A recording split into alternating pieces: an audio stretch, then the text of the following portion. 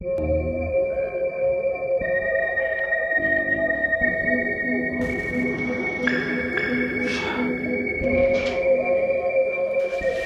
aleyküm. Selamun aleyküm. Aleyküm Cemcan, aleyküm. Olmaz. Ben sizin yanınıza maslahatlar geldim. Beni iyi verdiler sizin yanınıza. Öceki benim bilyen oturudu düşmene gelmedin mi? Ya benim mesela... Dur. Ay. Sen öydeki sana iPhone alıp verdiydi. Yöneten Samsung alıp verdin. Ola beni gidecek kahve. Yok, o da parça. Değil mi? O değil. Dur oğlum. Dur. Parça gelince, parça özü ait yani. Meseleni özelini olup bilen adamım. Sen ikinciyine iPhone alıp verdiydi. Öydekine iPhone alıp verdiydi. Ve kayıtını alıp vereceğim ben ikinciyine alıp verdim. Ayarına binni yeniden gidecek kola şey değil mi? Amin, o şu. Birincim, ikincim yoğun takmayı öylönmediğin takla. Hədir bir imtihazda yatışayım sana. Hədir bir imtihazda yatışayım.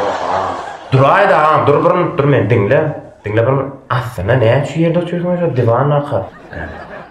Sen kod tut ya. Sen ne nasıl yaptın? Beyler pastayım olanda oğlum. Men maslahat sorayım geldim. Sizin bana kömüğünüz gerek. Men maşinim yağı ya. Dinleyin men bir men maşinim yağı ya. Yönüdü yağın saçan ayda 7-8 gezekler. 3-4 sana ne vardım en sonunda da bu maşinine hiç ilave dostum kömük bilen sen kovsun dinle parçına ne var deyip sizin maslahat verdiler. Endi sizin bana kömüğünüz gerek. Düşündüm Cemcan, düşündüm. Ne maslahat verdiler sana? Sen orası konuşma seyret. Seyret. Hoca seyret. Cem tarpiyede oylayan küçükler oylayan o var o ne yani seyret aynı. Ne be kömük edip bolyasın lan? Aha borlu. Düşündüm 5 mutlu. 5 mutlu bak vereceğim şundan ala. Ha? Alfa ya. Alfa ya diyen mi? Alfa ya. Ağam alfa ya. Şu bak nereden alayına yok. Yanına koydum eyle. He bağ mı? Ova bak. Hani nerede? Beylana tere. O tayyip değil o. Yok. Aşağıda dur. Çepinde. Ne çekeyim sen? Şu ya. Sen problemin çözümü çekeyim.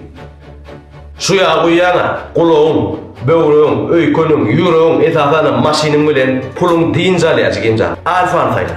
Türkmenistan sayla. Onu men şunu alayım. Maşin oğuyup görür. Tavırın bana kız. Dur pulunu ver. Gittik gidip bari ama pulunu ver gider abi. Ya şeyler ya.